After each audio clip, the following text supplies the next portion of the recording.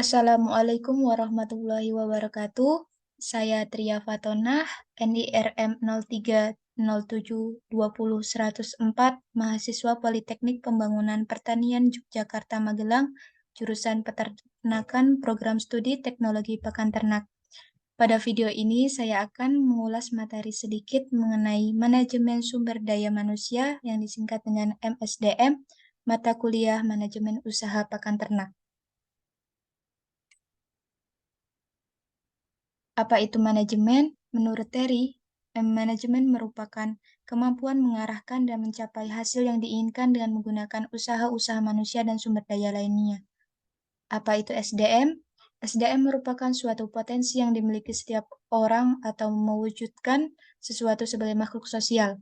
Dengan pengertian lain, kemampuan daya pikir dan daya fisik seorang individu yang dipengaruhi faktor keturunan, lingkungan, pekerjaan karena termotivasi oleh keinginan untuk memenuhi kepuasannya. Pengertian MSDM menurut ahli.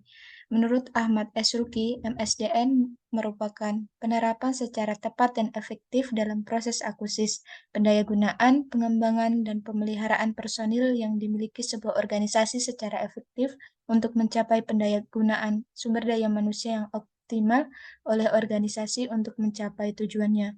Kemudian ada pendapat dari Faustino Cardoso Gomez, Gary Dessler, dan Keith Davis, dan William B. Wetter, Jr. Sehingga dapat disimpulkan dari beberapa peneliti tersebut bahwa manajemen sumber daya manusia atau MSDM merupakan sebuah pendayagunaan manusia sebagai sumber daya yang paling potensial untuk menerapkan kemampuan diri dalam setiap individu dan kerjasama antar individu sehingga dapat mencapai tujuan sebuah organisasi.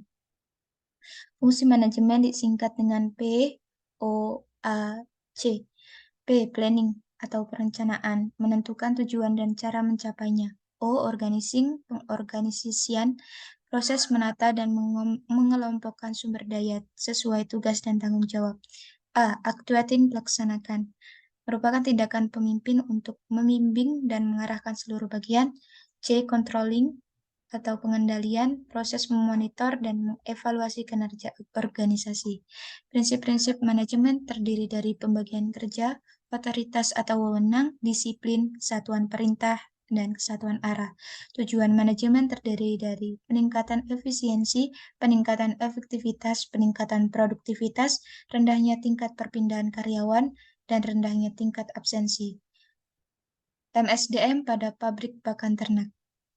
Manajemen sumber daya manusia dijalankan oleh Departemen PGA, Personil dan General Affairs yang melakukan planning dengan membuat manpower planning di akhir tahun, membuat rencana rekrutmen dan seleksi karyawan dengan FPTK, formulir penerimaan tenaga kerja, membuat rencana program pelatihan di akhir tahun.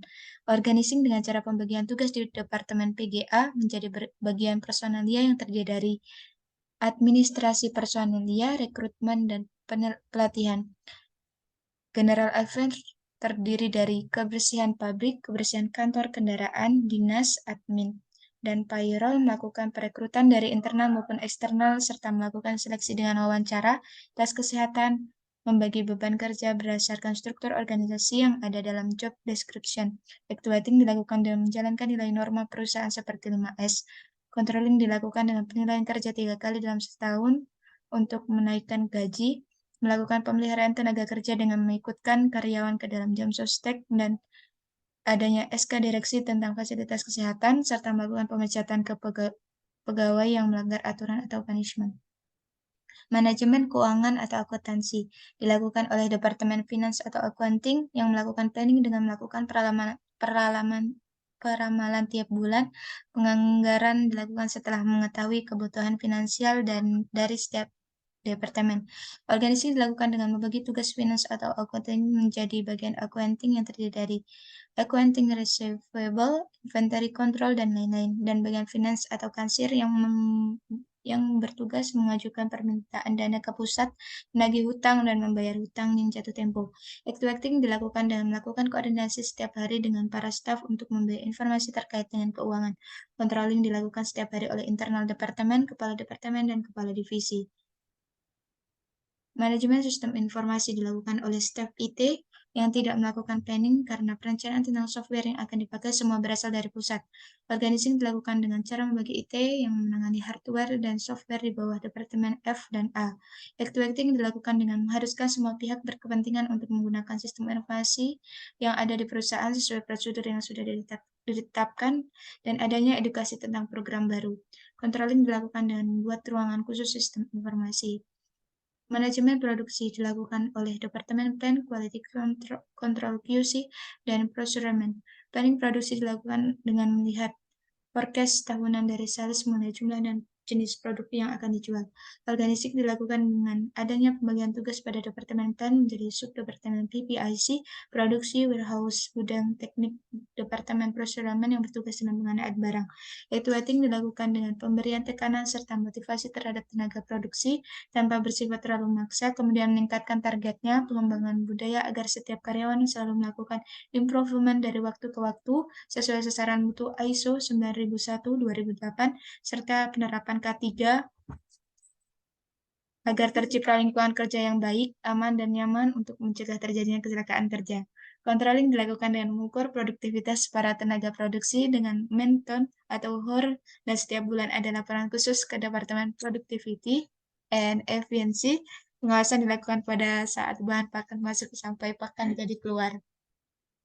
Manajemen pemasaran dijalankan oleh Departemen Sales yang melakukan planning dengan cara membuat budgeting berdasar situasi global tahun berjalan, meliputi volume penjualan dan perkiraan laba rugi sebelum tahun berjalan, evaluasi kebutuhan konsumen dengan mendatangi door-to-door, menetapkan harga, melakukan positioning produk sebagai pakan yang berkualitas tinggi, pemasaran dengan penempatan PPL, kunjungan TS, promosi penyuluhan, dan konsultasi manajemen. Organizing dilakukan dengan pembagian tugas menjadi bagian administrasi sales, bagian TS, dan bagian tenaga support jaringan distribusi menggunakan poultry shop atau direct sales ke peternakan dan pembeli yang langsung datang ke perusahaan.